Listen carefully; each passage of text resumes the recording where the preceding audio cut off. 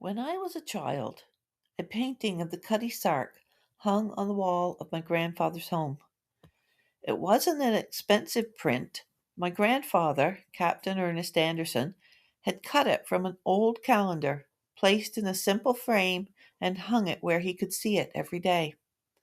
As a child, I knew only one thing about the ship. She was fast. I never asked my grandfather why he chose that picture over all the others that must have passed through his hands. Perhaps I assumed it was simply a beautiful sailing ship. But this morning I found myself wondering, what did the Cutty Sark mean to a man who had spent his life under sail? Today I'd like to share her story and perhaps in doing so, understand a little more about my grandfather. Before we talk about the ship, though, we should talk about her name because Cutty Sark isn't a grand or majestic name as you might expect. The name Cutty Sark comes from the language of the Scots. A cutty sark is simply a short shirt or dress. The phrase comes from the poem Tam O'Shanter, published in 1791 by Robert Burns.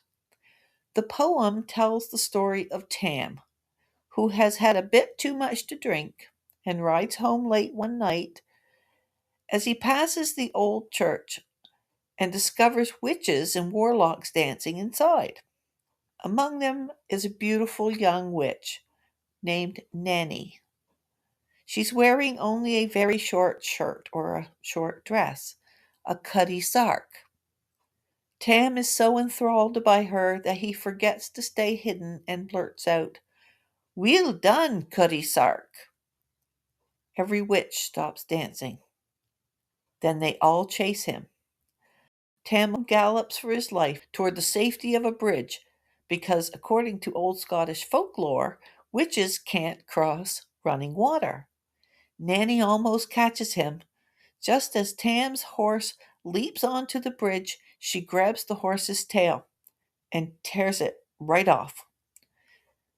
The horse escapes, the tail does not. That's why the Cutty Sark's figurehead is so unusual. Instead of a queen or goddess or some noble naval hero, the figurehead shows Nanny the witch leaning forward, her arms stretched out, still clutching the horse's tail. It's one of the most recognizable figureheads ever carved. And I love that the ship carries a little bit of a story with her, too.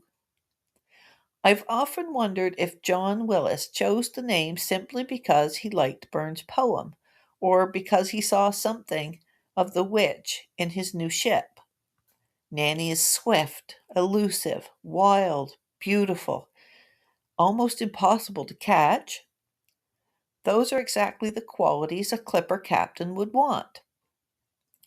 Like the witch who gave her name, the Cutty Sark was built for speed. She was swift and graceful and almost impossible to catch. She was launched in Scotland in 1869, a clipper ship built for one purpose above all else: speed.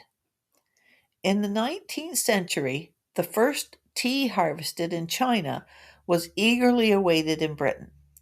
The first ship to arrive with the new crop could command the highest prices, and the race home became one of the great sporting events of the sea.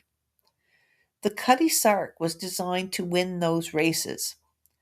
With her graceful hull, towering masts, and thousands of square feet of sail, she represented the finest that shipbuilders and sailors could create. She was in many ways the pinnacle of the age of sail. Yet fate had other plans. The very same year she entered service, the Suez Canal opened. Steamships could now take the shorter route between Europe and Asia, keeping a reliable schedule regardless of the wind. The great tea races that had inspired the building of ships like the Cutty Sark were already coming to an end. Imagine spending years building the fastest ship in the world, only to discover the world had begun to choose engines instead of wind. Many ships would have faded quietly into history but not the Cutty Sark. Although she never became the queen of the tea trade her owners had hoped for, she found new work carrying wool from Australia. Once again, speed mattered, and once again, she proved herself. On voyage after voyage, she crossed vast oceans with remarkable speed, earning the admiration of sailors around the world. But perhaps the voyage that best revealed her character came in 1872. While racing home from China against her great rival, the Thermopylae, disaster struck. A violent storm destroyed her rudder in the middle of the Indian Ocean, and a ship without a rudder is almost helpless. Most captains would have headed for the nearest port if they could. Working on the open sea, with great swells rolling beneath them, they built an entirely new rudder by hand. For days they labored with timber, iron, rope, and determination. The race was lost, but something greater was won. The respect of sailors everywhere. My grandfather would have understood that. He was not a clipper captain. He sailed schooners, different ships, different trades, but the language of the wind was the same. The excitement of a vessel finding her stride, leaning into the wind and flying across the sea.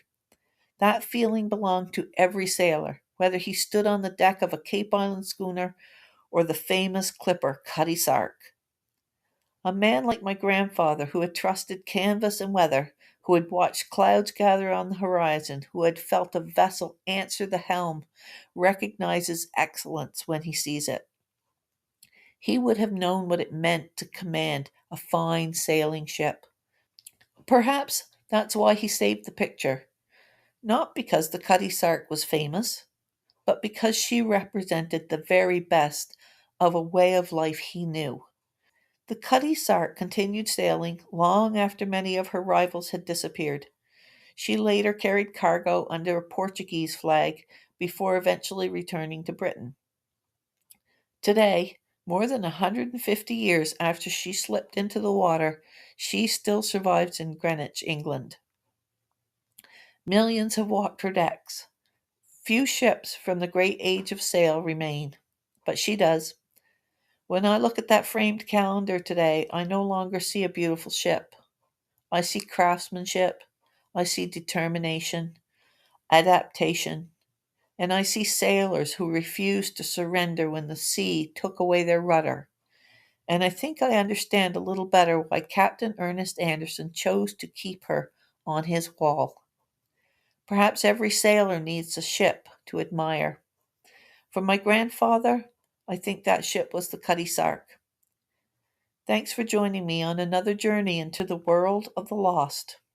If you enjoyed this story, I'd be honored if you'd subscribe, leave a comment, and share it with someone who still loves the sea. Until next time, stay curious.